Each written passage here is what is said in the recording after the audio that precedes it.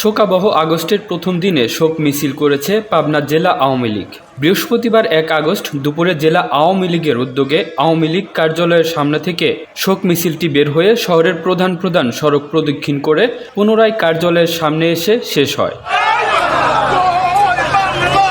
শোক মিছিলের নেতৃত্ব দেন জেলা আওয়ামী লীগের সাধারণ সম্পাদক ও সদর আসনের সংসদ সদস্য গোলাম ফারুক প্রিন্স। জেলা আওয়ামী লীগের সভাপতি রেজাউল রহিম লালের সভাপতিত্বে অন্যান্যের মধ্যে উপস্থিত ছিলেন উপজেলা পরিষদের চেয়ারম্যান আলহাজ সোহেল হাসান শামীম ও পাবনা পৌরসভার মেয়র শরীফউদ্দীন প্রধানসহ জেলা আওয়ামী লীগ ও তার অঙ্গ সহযোগী সংগঠনের নেতৃবৃন্দ।